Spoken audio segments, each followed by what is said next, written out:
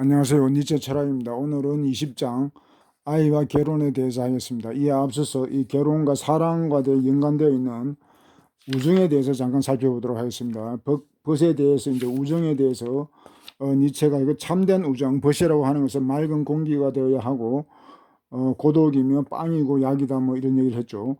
그 참된 우정을 맺는데 이제 높은 공기, 초인의 어떤 그런 향기가 있어야 되고 독립적이어야 되며 밥이 되고 쓴 약이 어떤 그런 역할을 해야 한다고 했습니다. 이것은 상당히 중요합니다. 이것은 사랑과 결혼에도 그대로 연결이 됩니다. 그리고 이제 초인은 벗에게 초인을 향해 날아가는 어떤 화살이 된다. 초인을 그리하는 동경이다. 항상 초인과 관련된다는 것이죠. 참된 우정이라는 것은 초인과 관련, 초인을 향하지 않는 그런 우정, 그런 것은 진정한 우정이라고 할 수 없죠. 그래서 이 초인을 향한 동경, 초인을 향해 날아가는 화살, 이것이 이제 핵심인데, 이것이 여기서도 이 내용을 중심으로 하고 있습니다. 그러니까 참된 결혼이 뭔가, 참된 사랑이 뭔가, 이제 그런 것에 대해 이야기하는 거거든요. 그러니까 일반적인 세속적인 그런 어떤 사랑과 결혼을 이제 비판하면서 그 이야기를 하는 것입니다. 봅시다. 형제여, 그대들에게 묻고 싶은 것이 있다. 그대의 영혼이 얼마나 깊은지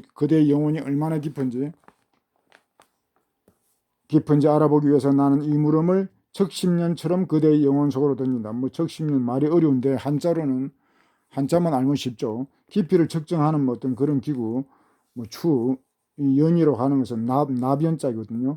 그러니까 깊이를 측정하는 그런 추처럼 그대의 영혼 속으로 들어가 보겠다. 영혼 속을 던진다. 그대는 젊고 아이를 결혼을 원하고 있다. 사람들은 다 아이를 원하고 결혼을 원하죠. 하지만 나는 그대에게 묻는다. 그대는 아이를 원해도 될 만한 인간인가? 이게 엄청난 거죠. 이제 인간으로서 어떤 자격이 있는가? 뭐 아이를 원한다는 거, 뭐 인간 자격을 말하는 거죠. 당신은 인간 자격이 있는가? 결혼하는데 니체는 지금 인간 자격을 묻고 있습니다. 과연 결혼할 그런 조건이 되는가? 그 조건이 나오겠죠. 그대는 승리를 거듭하는 자, 자기를 극복하는 자, 관능의 지배자, 자신의 덕의 주인인가? 라고 나는 그대에게 묻는다. 그러니까 인간 조건을 이처럼 이것을 이야기하는데 여기 이제 초인의 조건도 되는 것이죠. 승리, 이제 투쟁이죠. 투쟁과 투쟁. 승리보다도 뭐 투쟁해가지고 다 승리하는 건 아니지만 하여튼 투쟁의 그런 삶을 살고 있는가? 그 다음에 자기를 극복하는가? 자기를 정복하는가? 그 다음에 또 관능의 지배자. 관능이라는 말은 이거 욕망이라고 해도 되고, 감각, 감정, 뭐 그런 자기 욕망을 지배할 수 있는가? 욕망이 주인이 될 수 있는가? 현대인들은 다 욕망의 노예라고도 그런 말을 하거든요. 그러니까 이 관능의 주인이 된다는 거, 이것도 쉬운 일이 아닙니다. 그리고 자신 덕의 주인인가? 자신의 도덕의 주인인가? 도덕의 주인이라면 자기 도덕이 있어야 되죠.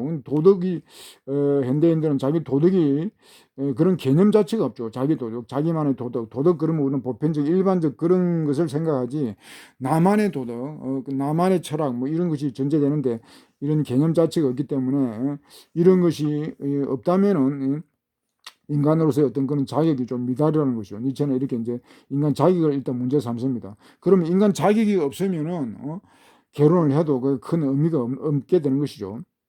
근데 다음 내용이 그렇지 않다면, 이렇게 인간 자격이 없다면, 그렇지 않다면 그대는 이제 어떻게 되었던가, 그걸 묻는 것입니다. 그렇지 않다면 그대는 이런 갈망 뒤에, 이런 결혼하고자 하는 그런 갈망 뒤에 짐승과 절박한 요구가 있는 것이 아닌가. 그럼에도 불구하고 이렇게 결혼을 하고 아이를 원하고 이렇게 한다는 것은 그런 어떤 짐승의 욕구, 짐승의 마음, 또는 그 절박한 요구, 뭐 이런 게, 뭐 이것은 뭐 해석이 뭐 하겠죠. 해석이 여러 가지가 되겠죠. 절박한 요구, 뭐 육체적인 그런 것도 되겠고, 아니면 고독 때문에, 고독해서 결혼을 원하는가, 아니면 자기 자신에 대한 불신인가, 자기에 대한 불만인가.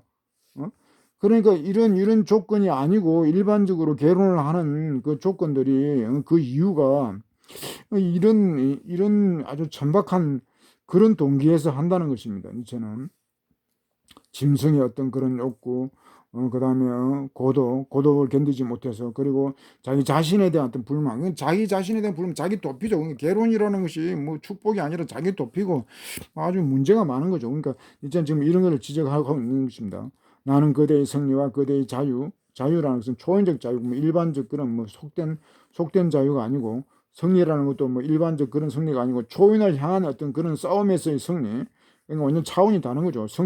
승리와 자유, 초인을 향한 자유. 이것은 아주 고차원적이죠. 그 스스로 자유 스스로가 아이를 갈망하기를 바란다.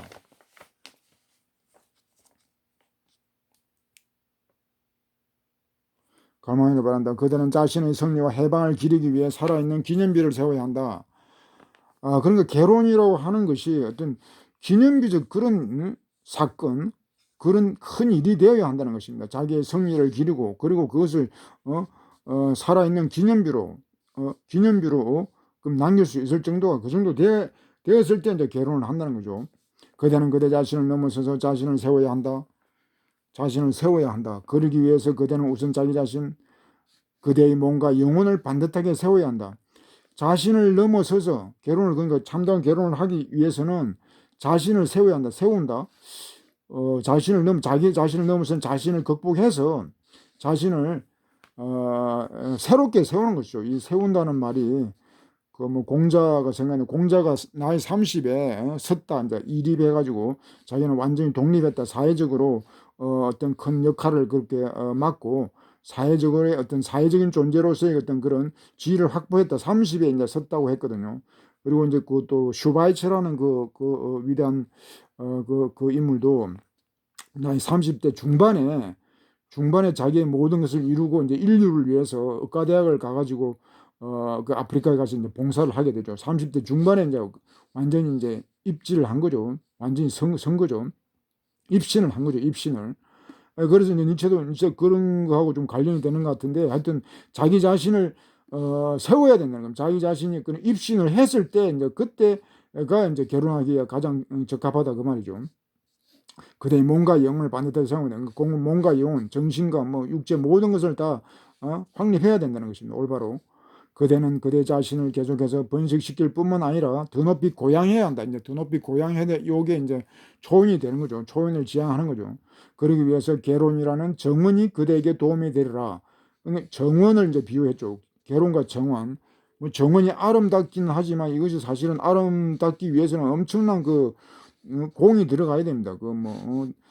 다 다듬어 주고 이거 뭐 가꾸어 주고 하여튼 엄청난 손길이 들어가죠. 수고가 들어가는 겁니다. 그러니까 개론이라는 것이 그렇게 그 보기와 달리 엄청나게 또 힘들다는 그런 것도 이제 우리가 암시를 받는 거죠. 도움이 돼. 그러나 하여튼 개론이라고 하는 것이 어떤 초연을 향해 가는데 도움이 될 수도 있다는 것입니다. 정원하고 요 비유, 제가 요 정원이라는 비유를 자주 합니다. 정원이 뭐 조그만 손길이 닿지 않으면은 뭐 엄청난 잡풀들이 막 생기고 그러죠. 금방 이게 훼손이 됩니다. 그대는 보다 높은 몸을 최초의 움직임을 스스로 힘으로 돌아가는 수레바퀴를 창조해야 한다. 참다운 결혼을 하기 위해서는 자기의 몸이라고 하는 것은 이제 정신을 다 포함하는 것입니다. 이 제게 몸은 정신을 다 포함해서 그런 높은 몸을 창조를 해야 된다면, 그 내용이 최초의 움직임, 스스로 돌아가는 수레바퀴, 요건 초인의 특성, 아이의 특징할 때 이거 나왔죠. 최초의 움직임, 독창적인 삶을 살아야 됩니다. 최초로 움직인다는 건 독창적이죠. 그리고 스스로 돌아가는 수레바퀴, 독립적이죠. 의존하지 않고 독립적으로 살아가는 거. 뭐 비슷한 건과는 좀 다르죠. 창조하는 자를 창조한다. 이것도 좀 말이 좀 이상한데, 하여튼 뭐 창조하는 자를 초인적인 인간이라 그러면 초인을 낳아야 된다. 뭐 그런 말로 보면 되겠습니다. 이거는 빼고. 더 나은 인간, 그러니까 더 나은 인간 준초인이라도 하여튼 더 나은 인간 하나를 창조하려는 두 사람의 의지, 그것을 나는 개론이라고 부른다. 그러니까 참다운 개론은, 제가 말하는 개론은 더 나은 사람, 그러니까 창조적인 어떤 그런 인간을 갖다가 낳아야 된다는 것입니다.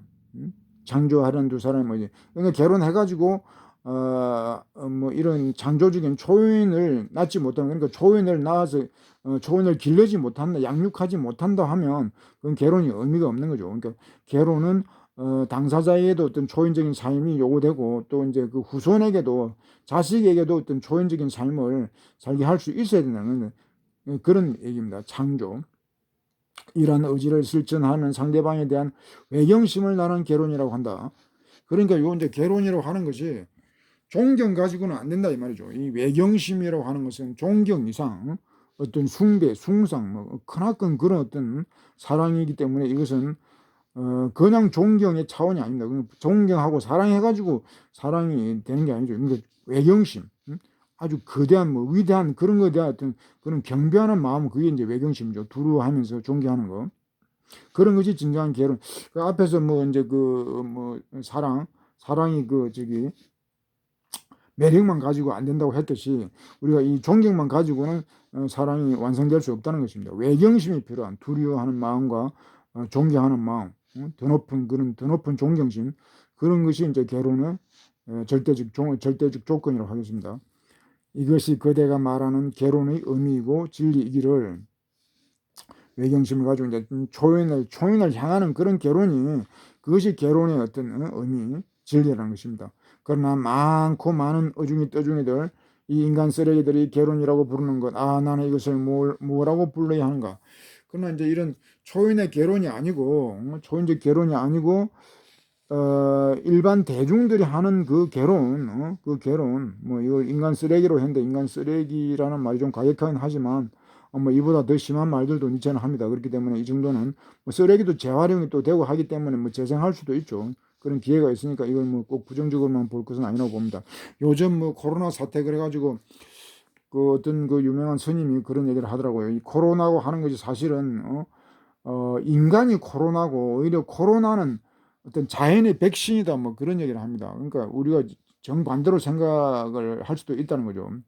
이 자연이, 이 지구가 자기를 갖다 보존하기 위해서 그런 바이러스가 아닌, 바이러스라는 이름의 어떤 백신을 가지고 자기 치료를 한다는 겁니다. 자정한다는 겁니다. 지구가 자기를 지키기 위한 어떤 그런 자정행위라고 하는 그런 얘기를 하더라고요. 그것도 상당히 일리가 있는 것입니다.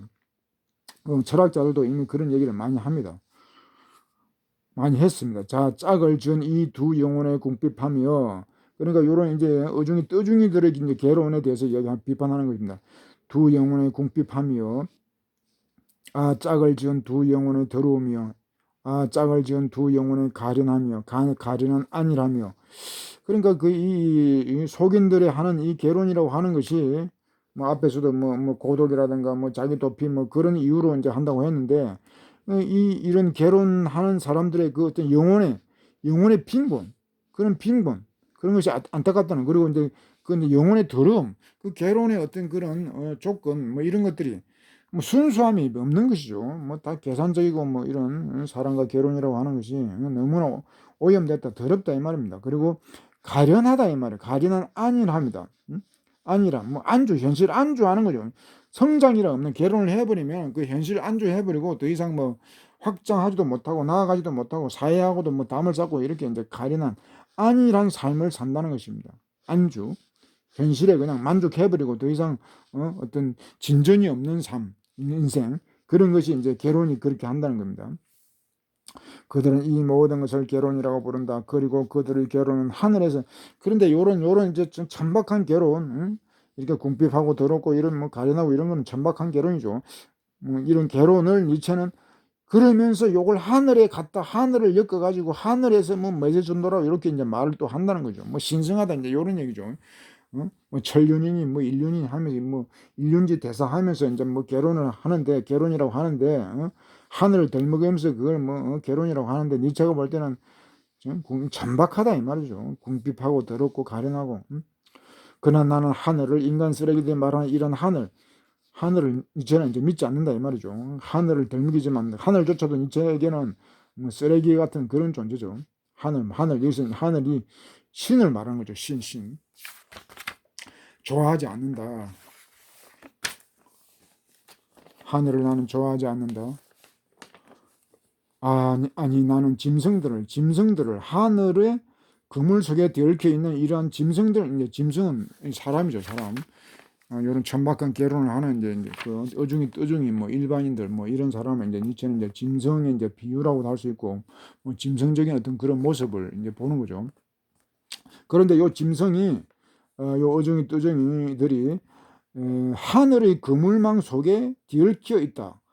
그러니까 하늘이라고 하는 이 하늘의 신의 그물망 속에서 포획됐다는 겁니다. 포획되어 있다면. 그래서 좋아하지 않다면. 그러니까 하늘이라고 하지만은 이제 니체는 그 신은 죽었다 그런 말이 그 신만 죽인 것이 아닙니다. 그 신, 그때 당시에는 이미 신은 죽었다. 무신론은 니체 이전에 있었기 때문에 니체는 그 말을 통해서 뜻하는 것은 국가와 사회 이런 자본의 어떤 자본이 다시 신의 역할을 이제 하던 시대입니다. 그렇기 때문에 인간이 신만이 아니라 물론 종교도 살아 있죠. 아직도 신만이 아니라 자본인과 국가의 포획되는 그런 인간까지도 이제 그것까지도 다 이야기하는 거죠. 여기서 지금 이야기하는 거는 국가와 자본 그리고 종교에 이렇게 포획되어 버린 그런 인간, 그래서 짐승일 수밖에 없는 그런 인간들의 어떤 개론이라는 것, 그런 것을 좋아할 수 없다는 것이죠.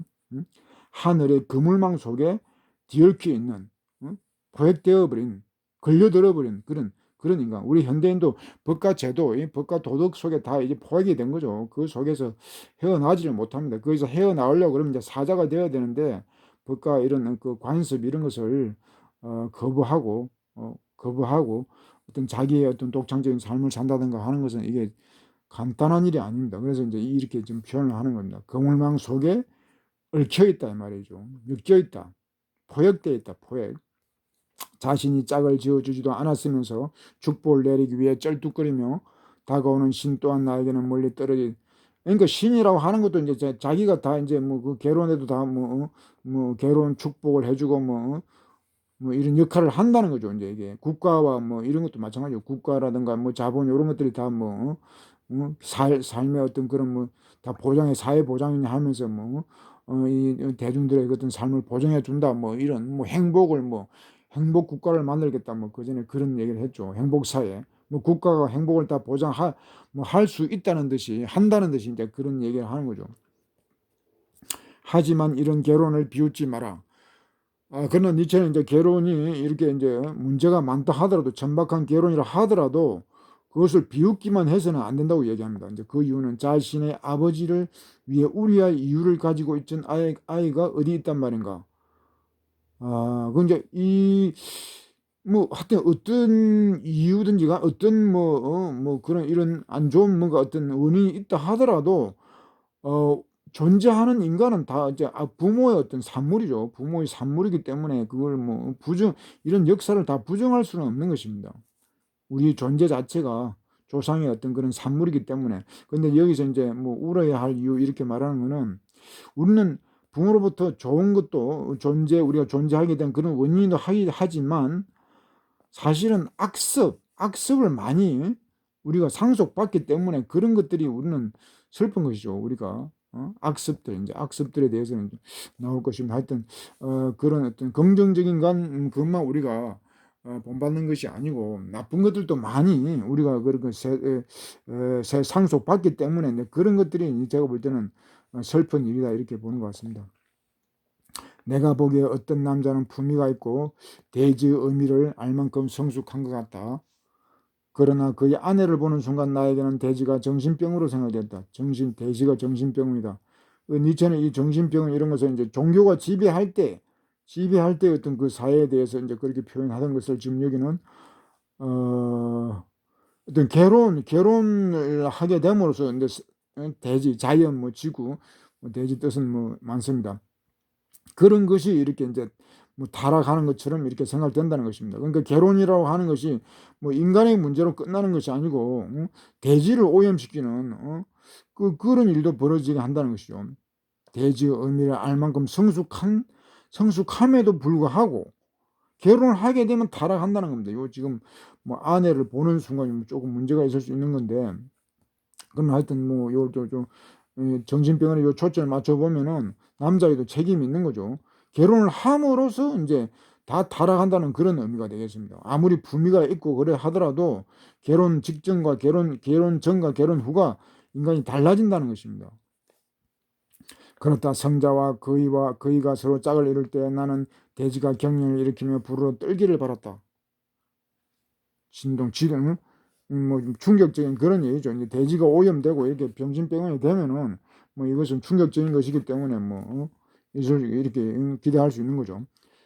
그 성자라기보다 이제 남자라고 했으니까 그 남자는 마치 영웅이나 되는 것처럼 진리를 찾아 나섰으나 마침내 하나의 위장된 거짓말을 손에 넣었을 뿐이다. 그리고는 이것을 자신의 결혼이라 본다.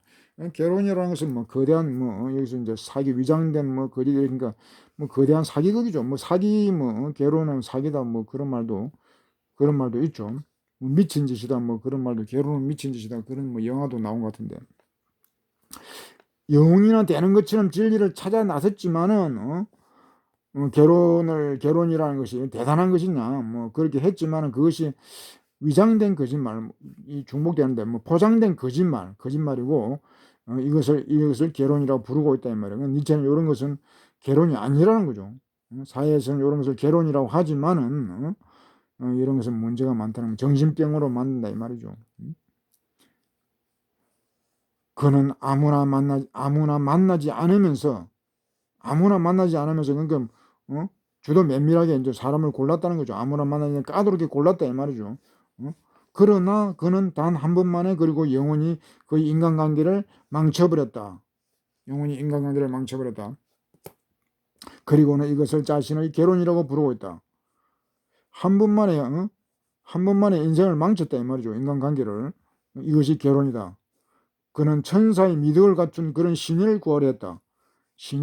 그러나 그는 단 한 번만에 한 여자의 시종이 되었고, 단 한 번만에 더군다나 이제는 자기 자신이 천사가 되어야 할 판이다.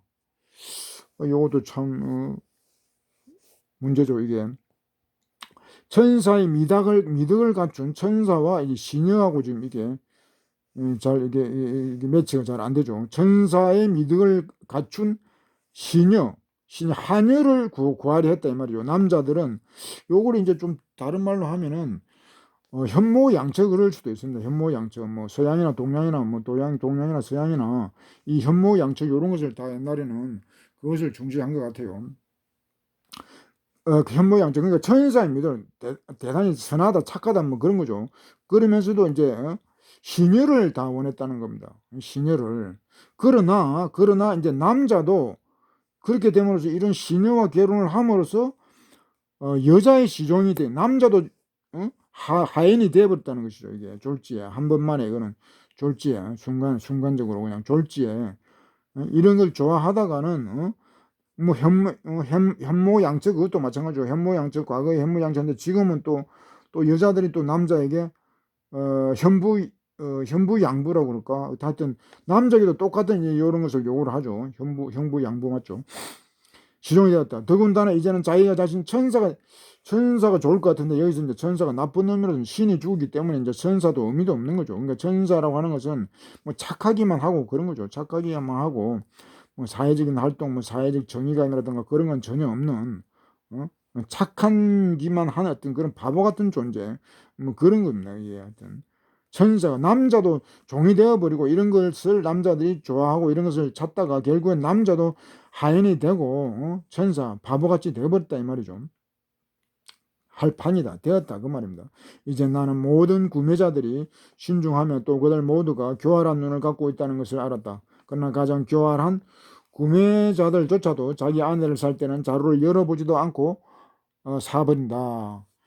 요것도 참 표현이 대단한 표현입니다. 이게 모든 사람들은 물건을 살 때는 대단히 신중하고 또 교활한 눈 아주 뭐 교활한 눈 좋게 하면 또 영리하다 이 말이죠. 영리한 눈을 가지고 아주 뭐 세밀하게 이렇게 따지면서 물건을 사는데 그런데 아무리 그렇게 교활하고 영리한 자를 할지라도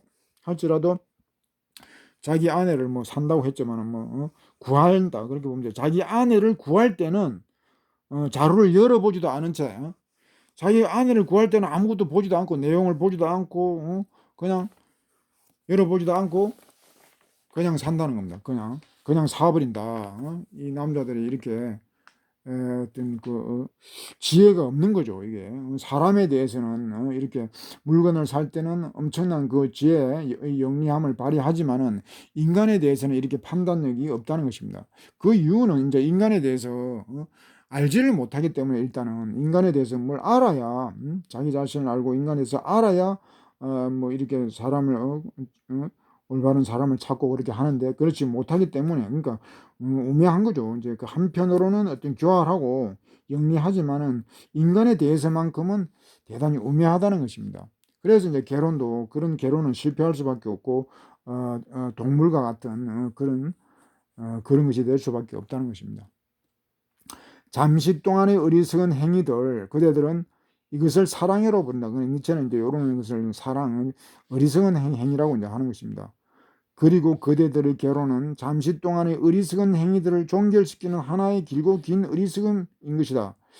이것도 말이 좀 복잡한 것 같은데 하여튼 이 잠시 동안의 그 어리석은 사랑이 그 어리석은 어떤 그것이 종결되는 것이 아니고 행위들을 종결시키는 종결이 아니고 잠시 동안의 어리석음이 긴 어리석음으로 연결된다는 건 잠시 동안의 어리석음은 끝났지만은 결혼함으로써 긴 어리석음이 계속된다는 것입니다. 그러니까 사랑의 그 한 번 그 뭐 사랑을 불장난이라 뭐 그런 말도 하지만 하여튼 한 번 어리석은 그 사랑을 해가지고 그것이 영원히 어리석은 영원한 어리석은 어떤 그런 삶으로 이어지게 된다는 것입니다. 잠시가 종결됐다는 거지 어리석음이 종결됐다는 것이 아니죠. 이 말이 좀 어렵게 나와 있는데 여자에 대한 그대들의 사랑과 남자에 대한 여자들의 사랑 아부디 이러한 사랑이 고뇌하며 숨겨져 있는 신들에 대한 동정이었으면 그러나 대개의 경우 남자와 여자란 두 마리의 짐승 서로의 정체를 막연하게 또 짐승 얘기 나오죠. 앞에도 이제 그 이 짐승이라고 했는데 뭐 동물 그냥 동물적인 그런 거다 이 말이에요. 그러니까 니체는 지금 여기서 개론이 되려면은 정상적인 어떤 그런 참다운 개론이 되려면은 적어도 사자 정도의 어떤 그런 수준, 사자 정도의 어떤 그런 수준이 되고 뭐 초인까지 아이 단계까지는 아닌데 그런 사자 정도의 어떤 수준이 돼야 되는데 그런 수준이 안 되고 사랑을 하고 결혼을 하면은 뭐 낙타 정도는 낙타 정도에서의 어떤 대부분이 낙타 정도의 어떤 그런 수준에서 사랑을 했을 경우에는 서로의 정체를 막연하게만 추측한다. 그러니까 서로의 정체는 알 수 없다는 거죠. 서로의 정체를 알 수 없고 내가 누구고 너는 누구고 이런 것을 모르는 상태에서 결혼을 한다는 것은 그거는 뭐 동물적인 그런 거하고 다름이 없는 것이죠. 그래서 이제 이 짐승이라는 말을 이렇게 하는 것입니다. 그러니까 이 지금 낙타의 결혼에 대해서 이제 비판을 하는 것입니다. 인간의 어떤 그런 어떤 시대가 아직도 이런 시대라고 한다면은 우리가 이걸 참 문제를 삼아야 되겠죠. 또한 그대들의 최선의 사랑도 한간 황홀한 비유이자 고통에 찬 열기일 뿐이다. 최선의 사랑도 한간 황홀한 비유라는 말은 비유는 실제하고 다르죠. 그러니까 아무리 황홀해도 그것이 이제 흑우일 수 있다는 것입니다. 최선의 사랑, 뭐 최상의 사랑이니 뭐 이렇게 하는 것들도 그것도 흑우라는 것입니다. 고통에 찬 열, 그리고 이제 고통에 찬 열기, 열정, 고통에 찬 뭐 사르트르가 인생은 뭐 무의미한 순환, 뭐 열정, 이 열정이라는 말은 순환이란 패션, 그것은 이제 순환, 열정 그런 의미가 되죠. 고통에 찬 열정일 뿐이다. 그러나 사랑이란 그대들이 나아갈 보다 고귀한 길을 비추어주는 햇불이 된다. 그러니까 사랑이 이제 진정한 사랑이 되려면은 고귀한 길을 나아가게 하는 햇불, 초인의 길을 가게 해야 된다는 것입니다. 그런 햇불이 되어야 한다는 것이죠. 그대들은 언젠가는 자신을 넘어서서 사랑해야만 한다. 자신을 넘어서서 사는 자신을 넘어서는 자신을 극복하고 완전히 새로운 인간이 되어서 그래서 이제 큰 사랑을 해야 한다는 것이죠. 그러니 우선 사랑하는 법을 그러니까 니체는 이제 우리는 이 사랑하는 법도 지금 모르고 있다는 것입니다. 인간에 대해서 모르기 때문에 낙타나 사자 이런 것은 완전히 차원이 다른 존재죠. 그렇기 때문에 낙타의 사랑과 사자의 사랑법이 같을 수가 없으니까 새로운 이제 사랑법을 배우라는 것입니다. 그대들의 사랑이었는 쓰디쓴 잔을 마셔야 했던 것도 그 때문이다. 그러면 사랑에 다 이제 쓰디쓴 쓴맛을 다 보는 거죠. 사랑에서.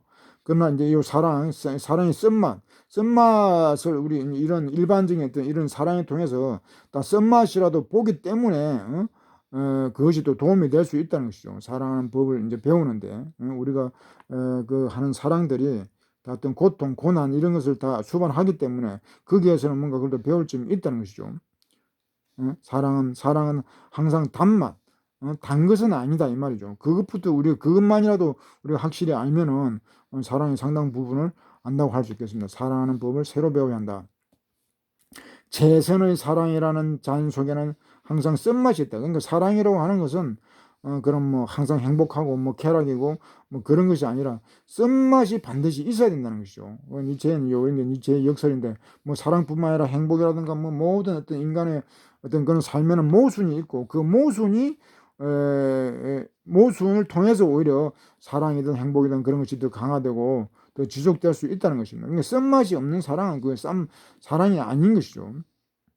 그리하여 이 사랑은 초연에 대한 동경을 불러일으키며 그대의 창조하는 자의 목을 마르게 한다. 그리하여 이 사랑은 초연에 대한 동경. 그러니까 사랑이 낙타의 사랑 뭐 그런 사랑은 의미가 없는 것이고 초연을 향한 그런 동경 속에서 맺는 그런 사랑에 대한 뭐 초연까지 안 가더라도 사자 정도까지만 해도 그것도 대단한 거죠. 창조하는 자의 목마르게 한다. 창조하는 자의 목마름. 초연을 향한 화살과 동경. 말하라 형제, 이것이 결혼에 대한 그대의 의지인가? 나는 이러한 결혼을 신성하다고 말한다. 그러니까 신성한 결혼, 참다운 결혼은 오로지 초연을 향한 어떤 그런 화살이 되는 거예요. 서로 이제 초연을 향한 어떤 그런 고무하는 그런 어떤 삶이 되어야 되고 그런 인생일 때 그것이 이제 참다운 결혼이다. 그건 이제는 그런 참다운 결혼을 갖다가 이제 신성한 결혼이다 이렇게 이야기하는 것입니다. 창조하는 목마름, 어떤 갈망이 있어야 되죠. 그러니까 목마름, 초연, 동경 이런 것도 있어야 되고 요게 이제 초연을 향한 화살, 동경 여기 이제 우정하고 그러니까 이제는 사랑과 결혼이라고 하는 것이 우정하고도 이게 같은 것입니다. 우정의 어떤 그런 초연을 향한 이런 마음들.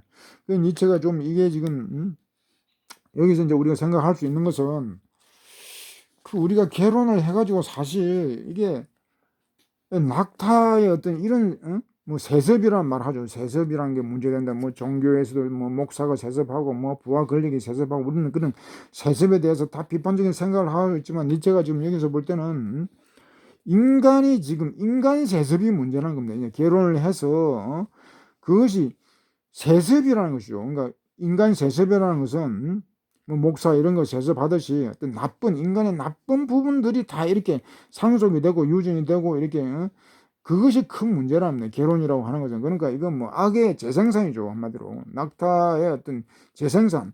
그런 어떤 결혼. 그리고 이제 당사자에게도 어떤 그런 낙타에서 초월해서 사자가 되고 뭐 초인이 되는 그런 과정으로서의 결혼이 아니고 그러니까 당사자에게도 결혼이 그렇게 악이 되고 또 이제 그런 후세에게도 악의 세전 악을 재생산하는 그런 결혼이라는 것이 과연 무슨 의미가 있나? 저는 지금 그 이야기를 지금 하는 것 같아요. 그러니까 우리는 이 초인을 향한 이 결혼, 그런 것을 진지하게 좀 우리가 생각해야 될 것 같습니다. 하여튼 니체는 이 인간을 갖다가 이렇게 짐승, 어중이 뭐 인간 쓰레기 뭐 이런 표현을 하면서 이렇게 하는 것은 인간에 대한 어떤 그런 정오가 아니라 정말 이것이 이렇다면 사실이 이렇다면 우리는 큰 문제이기 때문에 대각성이 필요하고